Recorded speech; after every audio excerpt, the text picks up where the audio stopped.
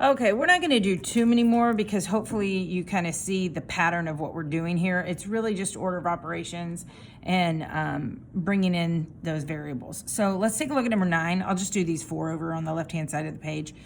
So I have 3, and then in parentheses, I have -3 squared minus, don't forget that minus, and then open parentheses because my C value is -3, my D value is -2. I bring down the positive, I bring down my 7, I bring down D, which is -2 squared, and I finish it off with a squared.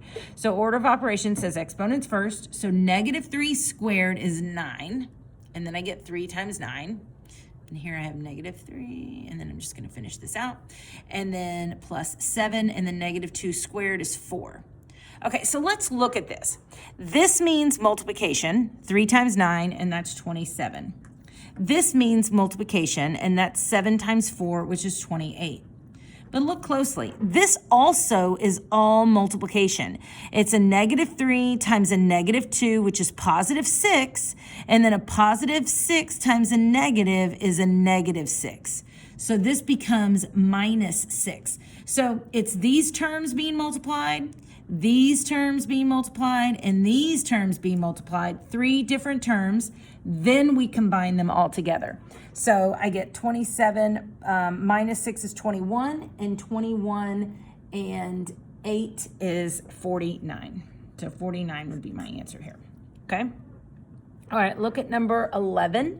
So I have 2 times 3 times 12, all divided by 7 times 12 minus 3 squared times 12. So remember, when it's in fraction, we can do the numerator first and then the denominator, and then at the end we divide.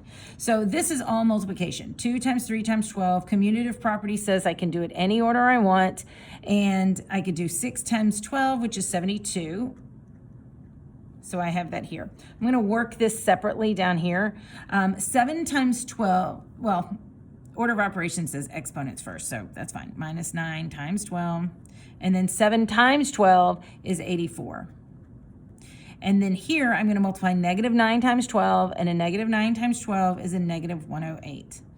So I have 84 minus 108, or I can look at it as 84 positives and 108 negatives. I know I have more negatives. How many more negatives do I have? I have 24 more negatives.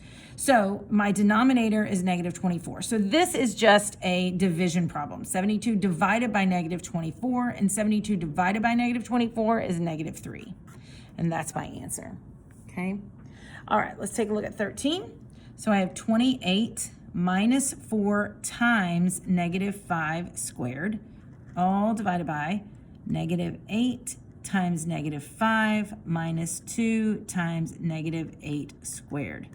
And I have numerator and I have a denominator.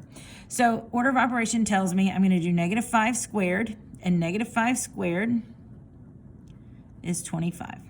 Okay, so I have 28, and this is multiplication. It's multiplying a -4 times 25. Well, 4 quarters, 4 quarters is 25 cents, and that's 100. So that's -100. So I get 28 minus 100, which is the same thing as saying I have 28 positive integers, 100 negative integers. I know I have more negative integers. How many more? I have 72 more negative integers, okay? All right, let's look at this bottom part. I don't want that to get in the way. -8 squared is 64. So I have -2 times 64, and then a -8 times a -5. So I can do, so this is multiplied. So -8 times -5 is +40, and a -2 times a +64 is a -128. So do I have more positives or negatives? I have more negatives. How many more do I have? I have 88. So here I am, -72 over -88. It's not a whole number, it's fractional. So now I always simplify this fraction. First things first, negative divided by negative is a positive. And I know that 8 goes into both of those. 8 goes into 72 9 times, and 8 goes into 88 11 times. And those negatives cancel out. So my final answer is 9/11. All right, number 15. So I have 3/4 times 2/9 minus 1/6 times -4 over 1. And I'm dealing with fractions, so I automatically put -4 as a rational number and put it over 1. So now I'm going to multiply these fractions, and then combine them. So here I can cross-reduce, and I can cross-reduce here, 1 and 3. So when I multiply those, I have 1 times 1 is 1, 2 times 3 is 6. So I have 1/6 here when I multiply those fractions. And here I have a negative times a negative, which is a positive. So I know my answer is going to be positive something, but positive what? Well, I can cross-reduce. 2 goes into 4 2 times, 2 goes into 6 3 times. So now I have 2/3. Well, now I have a fraction, 1/6 plus 2/3. My common denominator is 6.